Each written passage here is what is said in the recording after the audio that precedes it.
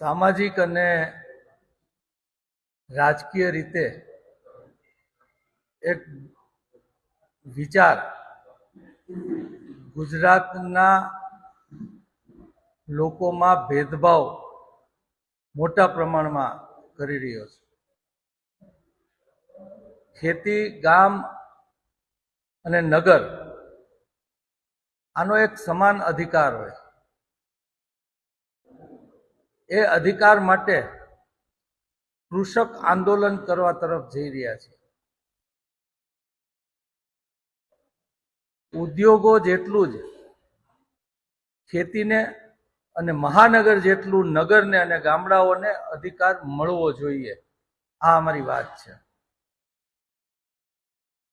ગામ અને નગર સુવિધા વિહોણા શા માટે છે? ધંધા અને ઉદ્યોગ જેવી ખેતી પણ નફાકારક શા માટે નથી? ખેડૂત, ખેતમજૂર, સ્વરોજગાર, નાના વેપારી એટલે કે ગુજરાતની જે ઓફિશિયલ આંકડો છે 65% લોકો ખેતી આવક પર નિર્ભર છે.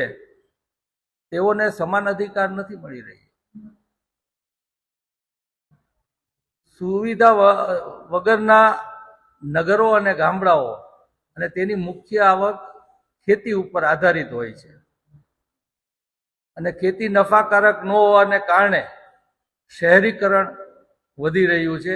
એ આપણે સૌ જાણીએ છીએ. ત્યારે ગુજરાતના 65% લોકોને તેના સમાન અધિકાર મળવા જોઈએ અને તેના માટે અમે કૃષક આંદોલન કરવા જઈ રહ્યા છીએ. જીએસટી ટેક્સ બધાને સરખો લાગે, એ ચાહે ગ્રામ્યમાં હોય કે ચાહે શહેરમાં. 65% એ ટેક્સ શા માટે ફક્ત 35% લોકો ઉપર મહાનગરોમાં જ વપરાય છે? વીજળી, પાણી, રો મટીરિયલ, અન્ય સુવિધાઓ વેપાર અને ઉદ્યોગને તાત્કાલિક મળે, પણ પાણી, વીજળી, દવા, ખેતી માટે જે ઉપયોગી છે એના માટે ખેડૂતોએ વલખા મારવા પડે. આ સ્થિતિનું નિર્માણ આજે ગુજરાતમાં છે. અને મહાનગરનો વિકાસ એ જ ગુજરાતનો વિકાસ. ગામ, નગર અને ખેતીની આવકો ઉપર સરકાર વિચારે જ નહીં. તાર ફેન્સિંગ, વીમો, વીજળી, પાણી જેવી ખેતી જરૂરી છે. એ માટે ખેડૂતે સરકાર ઉપર નિર્ભર રહેવું પડે છે. ખેડૂતોને ખેતીમાં વેપાર ઉદ્યોગ જેટલો નફો થાય તો માલિકોની જેમ ખેડૂતો પણ સરકારની લાચારી વગર જીવી શકે. મહાનગરમાં ઉદ્યોગ વિકાસ એ જ ગુજરાતનો વિકાસ નથી. નગર અને ગામડાઓ વધુ ચાલે આ સામાજિક અને સરકારી માનસિકતા બદલવી પડે એવું છે. સામાન્ય લોકોએ, આ 65% લોકો જે ખેતી ઉપર આધારિત એનું જીવન છે, એની આવક ત્યાંથી જ થાય છે, એવા વેપારીઓ, સ્વરોજગારીઓ, ખેતમજૂરો, ખેડૂતો, એના ગામડાઓ અને એના નગરો એમાં વસે છે. પણ કોઈ મહાનગરનો વિકાસ થાય એમાં એ લોકોને રાજીપો ને વિકાસ દેખાય છે. આ માનસિકતા ગ્રામ્ય જીવન સાથે સંકળાયેલા લોકોની બદલવાની જરૂર છે. એટલે સરકારની આપોઆપ બદલી જશે.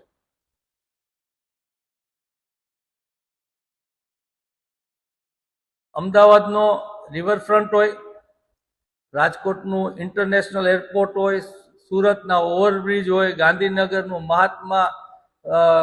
મહાત્મા કોન્ફરન્સ હોલ હોય કે પછી ગિફ્ટ સિટી હોય, આ બધાનો વિકાસ થાય એટલે ગુજરાતનો વિકાસ થઈ ગયો. નર્મદાની કેનાલનું કામ પૂરું કરી અને ખરેખર જેને વિકાસ કહેવાય, જેમાંથી ઉત્પાદન થાય, એ કેનાલો બનાવી અને ખેતરે ખેતરે પાણી પહોંચી જવું જોઈતું હતું, એ સરકારે હજી આજે પહોંચાડ્યું નથી. ખેડૂતોનો શું વાંક છે? ખેતી ઉપર આધારિત 65% લોકોનો શું વાંક છે? પણ ગામડાના ગ્રામીણ પ્રજાએ પણ વિચારવું પડશે કે એમની માનસિકતા બદલે, કે મહાનગરોનો વિકાસ જોઈને ખુશ ન થાય. એમનો વિકાસ ત્યારે જ થશે કે જ્યારે ખેતી આધારિત આવકો ખેડૂતોની વધશે, ત્યારે જ એ ગામમાં અન્ય લોકોની અને નગરમાં એના અન્ય લોકોનો વિકાસ થશે. નગરોમાં એવું શા માટે ન હોઈ શકે કે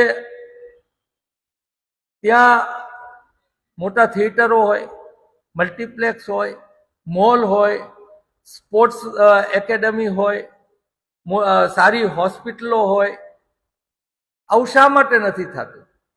કારણ કે ખેતીમાંથી આવક થતી નથી અને એ લોકો પાસે સ્પેન્ડિંગ પાવર નથી, એટલે કે વાપરવાની શક્તિ એ લોકો આગળ નથી, એટલે બાકીના લોકો ત્યાં ધંધો કરવા જતા નથી. નગરોમાં ઇન્ડસ્ટ્રીયલાઇઝેશનને થઈ અને ખૂબ આવક વધે એટલે બધા એની પાસે વાપરવા માટેના પૈસા વધે ત્યાંના મહાનગરોના લોકોના, એટલે ત્યાં બધી સુવિધા હોય છે.